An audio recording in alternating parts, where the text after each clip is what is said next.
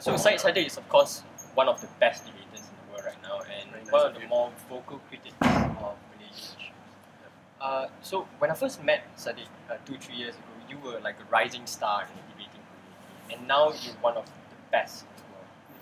How do you feel right now? Couple of things. So I've given my life to debating, and specifically to bring glory to Malaysia, to show that Malaysian debaters can compete in the international debate scene. But I think currently, it's time for me to slowly but surely move away from the debate scene, and then to reinvest more of my time towards Malaysian youth activism. I think one thing which is critical and something which I'm trying to persuade my other debate friends to forward is that debating is all about forwarding critical public issues for public interest. And I think that we shouldn't just stop forwarding this interest when we exit the debate room and then we become a normal person again and we do not care about all the issues which are heatedly debated in the debate room. So I think it's timely for me to bring debating and public activism outside of the debate chambers and the debate room, but to ensure that all the things which I've been privileged to learn, to now divulge it towards the Malaysian public and to ensure that youth activism will become much better in Malaysia. But dissent is not really encouraged in our environment. Yeah. And fear and intimidation towards dissent is very real. So, Yeah. what do you say to young people? In spite of all of these, Yeah. they should still speak up. Yeah. So there are a couple of things here. Firstly, even though I encourage the youth to become as vocal as possible, however, I also respect the choices of students and the youth to also choose to remain dormant or to keep their views to themselves, because that's perfectly their right. However, the reason why I would still encourage those who can and should still speak out is because if only a few people choose to speak out, it becomes much easier for any authoritative figure to clamp down on them. So it's like a negative game theory here. If you do not, the point in which one person gets clamped down, then others will be fearful to speak up. So the point in which a lot of people start to speak up, it becomes implausible for the voice of the majority to be silenced. So the point which I'm trying to make is that since youth activism and Malaysian national interests which impact each and every one of us, it is critical that we support one another, because if we don't, that means in a way we are compromising our own interests. But assuming that the voices of the few who are vocal do at the end of the day succeed, I think that success should also be played by people like you and me, and we should also play a critical role in the formation of that success. Because if we don't, and those who are vocal get clamped down, I think to some extent we are indirectly complicit, especially when we know that those are the individuals who are fighting for our rights, and if they succeed, we are the ones who directly or indirectly benefit from it. So the conclusion is that even though it is difficult, I'll still respect your choice to remain dormant, but preferably, especially today, at the stage which Malaysia is going through, I'll discuss about this. It's a very unique stage. It's a stage in which requires some struggle, but if we come out successful, it will be a brilliant day for Malaysia. So let's talk a little bit about the debating scene in Malaysia. So it wasn't too long ago that reaching international championships was quite unreachable for Malaysia. Yeah. But now, just a few days ago, we were champions for Cambridge IB. And you being the first Asian chief adjudicator of Cambridge IB. So what spurred Malaysia so front forward in such a short time? I think there are a couple of things there. Firstly, I think the Malaysian debate scene has evolved at an exceptional pace. So like, before this will only be like a couple of institutions, or only 5, but now you'll see like almost every single public university competing to become the national champions. The Malaysian government and also some multinational corporations are investing a lot in debating and public speaking, sending us to international tournaments for international exposure, and at the end we ensure that the investment will be brought back home when we win trophies on behalf of Malaysia. So I think the competitive level has definitely increased rapidly. I think the second unique part here is that when I first started, again, if you had met me 5 years before this, I was a terrible person. I was like the epitome of an un-Malaysian person. I was a racist, I was a bigot. That was back then.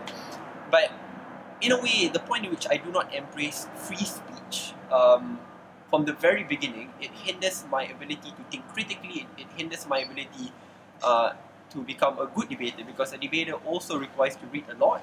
It also requires you to know about a lot of things. It requires you to assess arguments critically, and you can't just be a yes man or a person who just denies everything. So you must be a reasonable person.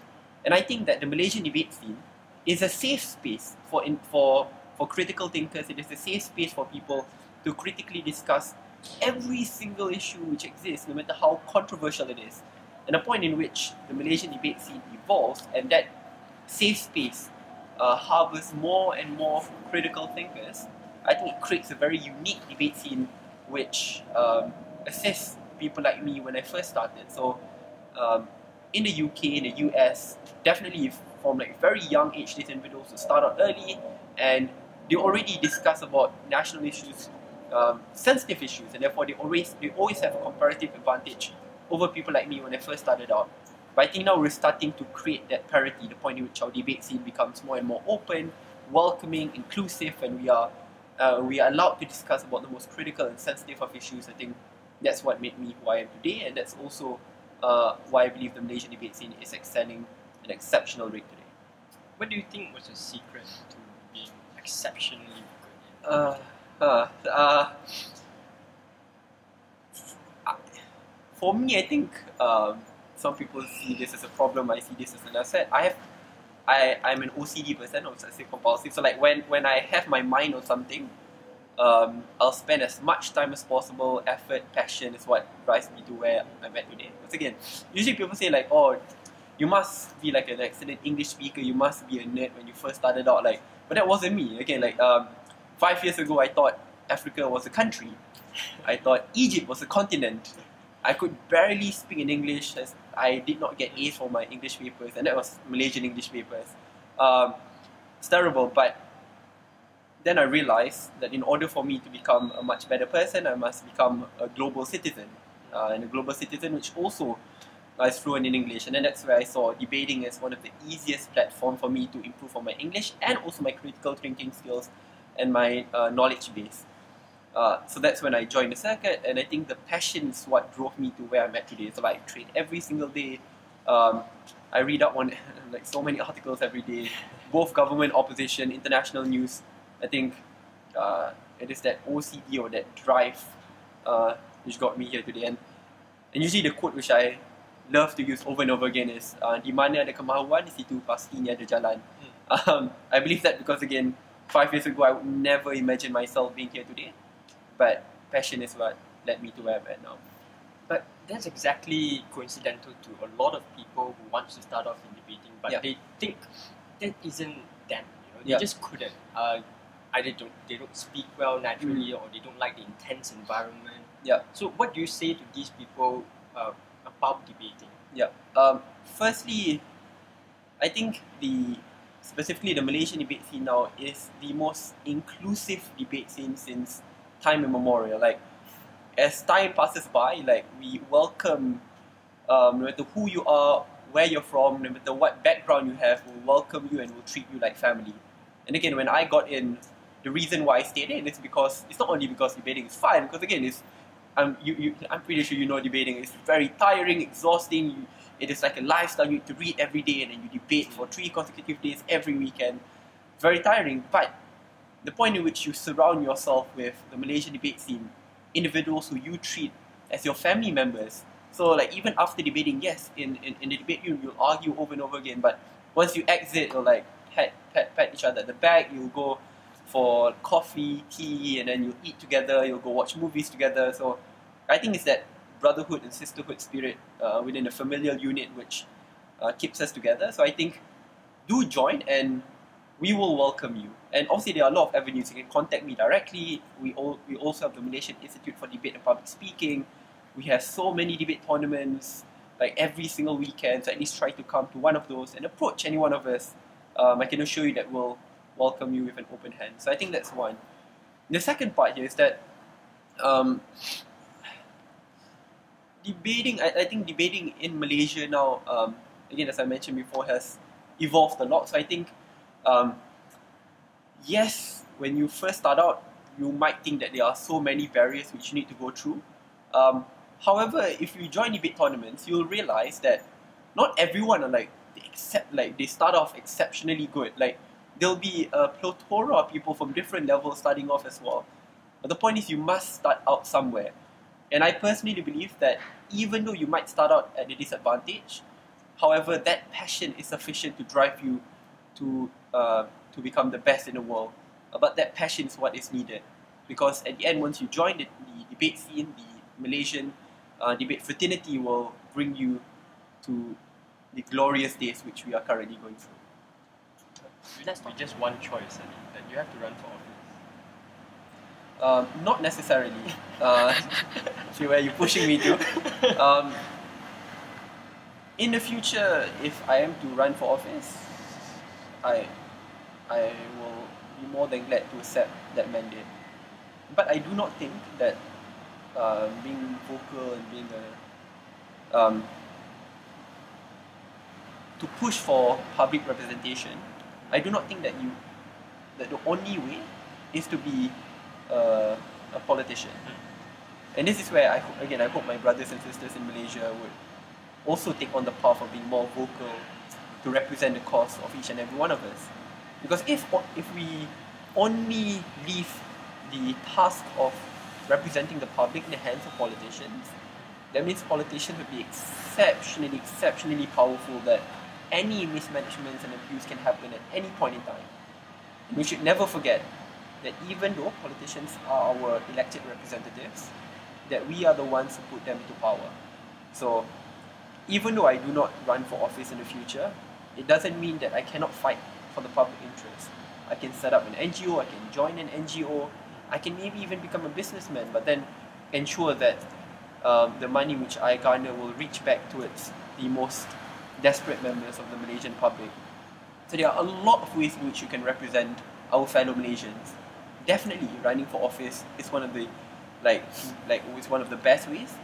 But just because someone doesn't have the will or stomach to run for public office doesn't mean that we should stop representing the cause of our brothers and sisters in Malaysia. Say if you were to run tomorrow, Yeah. Which political party do you most identify with? As of now,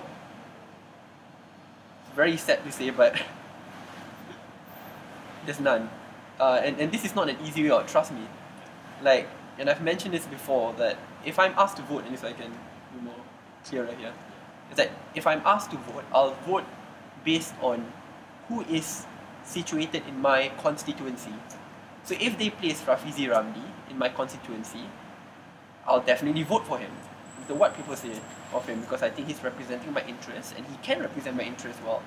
If Khalid Nordin, YBKJ, Tan Sri Muhyiddin, YB Nancy all place my constituency, I'll definitely vote for them. But if Khalid Samad is placed, I'll vote for him. So the point is, I will elect a person based on that person in comparison to the party.